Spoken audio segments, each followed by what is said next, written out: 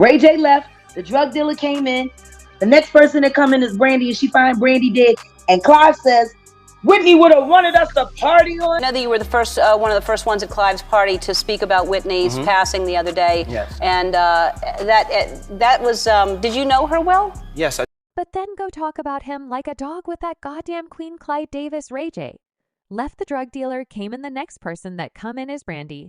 And she find Brandy dead, and Clyde says Whitney would have wanted us to party on anyway.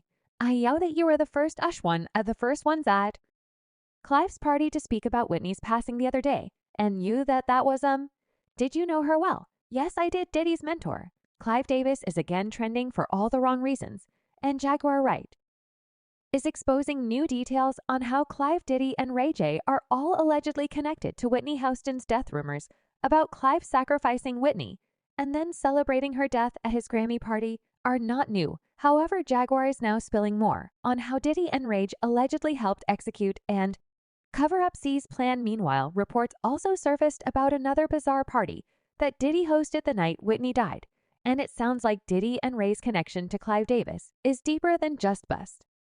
Then the next thing you know, she's dead. Ray J was the last person to see her alive. He let the doctor dealer in the internet is buzzing with stories about Diddy and Ray allegedly being gatekeepers for music mogul Clive Davis, and these reports include all kinds of disturbing accounts, ranging from ritualistic essay to blood sacrifices. So first of all, we know that Ray J and Diddy have been close for years, and there's a ton of footage out there of Ray J spending time with Diddy now when it comes. As to Diddy's connection to Clive Davis, they go back decade. Clive helped Diddy start Bad Boy Entertainment after Andre Harrell fired Diddy from Uptown Records, and according to a long-standing rumor, Diddy had to get down on his knees for Clive. Literally now, a rumor has it allegedly Diddy got on his knees for Clive Davis in 1994, and now Jaguar Wright is saying that Diddy's friendship with Clive is the reason why Diddy is protected. What do you think he did to get that veil of armor, that protection beat?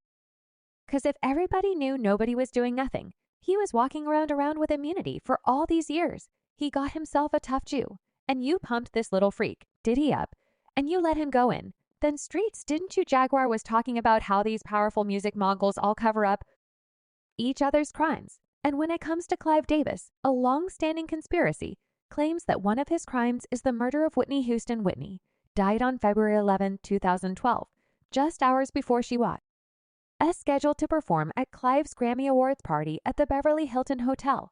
According to the official account, Whitney's assistant discovered her lying face down in the bathtub. However, according to Jaguar Wright, it was Ray J's sister Brandy who found her, and Ray J left Whitney's room.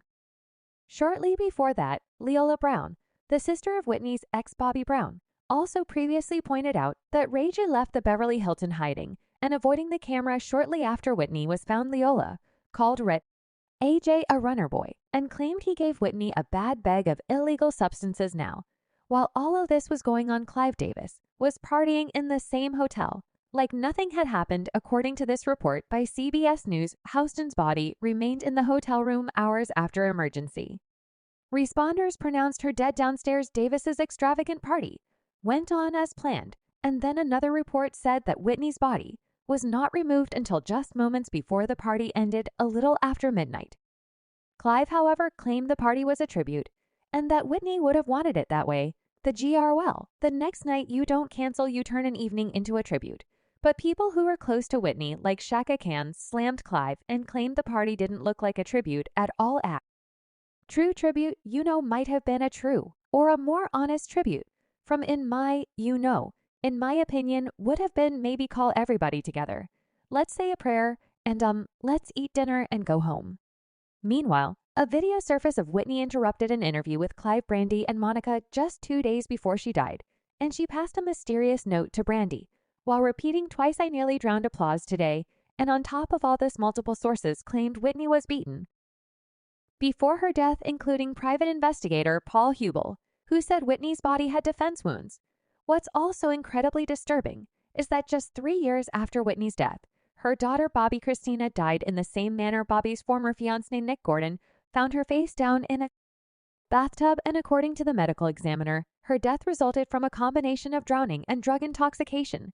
However, the exact manner of death could not be confirmed, and the autopsy report stated death was clearly not due to natural causes, but the medical examiner was not able to determine whether death was due to intentional or accidental causes. But get this, a finalized autopsy report was later released claiming that Bobby Christina died of lobar pneumonia, the same condition Diddy's ex Kim Porter allegedly died from. Now, according to Jaguar Wright, Bobby Christina knew how Clive was treating her mother, and she allegedly witnessed an argument between Whitney and Clive shortly before Whitney D'd her, and Clive had a fight 2 days before, and from what I was told, Bobby Christina was present for some of that fight.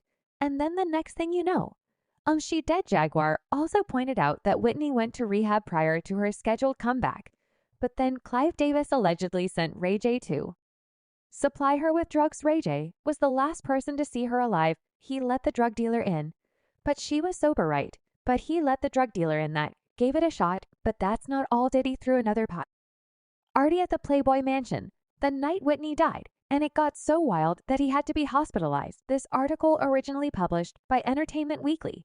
On February 13, the 20112 states a bad boy impresario, Shapey Diddy Combs, was hospitalized last night for a severe migraine that developed after he returned home from the post-Grammy party he hosted at the Playboy Mansion. Also check out how nervous Diddy got when he appeared on The Ellen Show just days after Whitney died, and Ellen asked him out the speech he gave at Clive's party.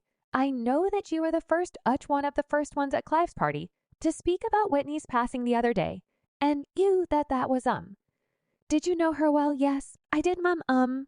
I actually, when I was growing up in the music industry before I had success, I somehow got on her wedding invitation. So I was at her wedding, but I didn't really know her. But Diddy was never very close to Whitney. So why would Clive pick him of all people to give a speech about her death? Plus Diddy was close to Whitney's Exhibit X Bobby Brown, and he even publicly blamed Whitney for throwing Bobby under the bus. Whitney Houston comeback man. I rocked with Whitney. I don't like the way she threw Bobby under the bus though, man. I mean, if we going to be smoking crack together, then at the same time, then that's what we did. And we did. And now on top of all this, Jaguar Wright is saying that Clive Davis is allegedly protecting Diddy because Clive did the same thing to Diddy that Diddy is now being accused of doing to others. There is a difference between homosexual relationship, consensual, and forced sodomy for control. Black men are the most disrespected men in this country. But if you willing to get down on your knees and open up your mouth wide, you become a part of an elite crew. Now everybody's afraid of you. Now everybody owes you. As for Ray J, a recording recently resurfaced where Ray J threatened Fabulous he would send one of his male friends to say him. So it sounds like Jaguar was right about these industry men using SA as a form of control. Fans are now saying this rabbit hole is even deeper than it seems, and many believe both Diddy and Ray J know the real truth about Whitney's death. We all know Clive had something to do with Whitney's death. I'm still waiting for Ray to tell the truth. So if this is true, it's like Diddy saw the power Clive had while doing these things, so he mimicked the same behavior as he gained his own power. It's all about having power over others, and some will simply do anything to have that. They all need to be charged. Sorry, but what about you? Do you think Diddy and Ray J are covering up for Clive Davis? And do you believe Whitney death was really a murder? Comment down below. And then check out this next story.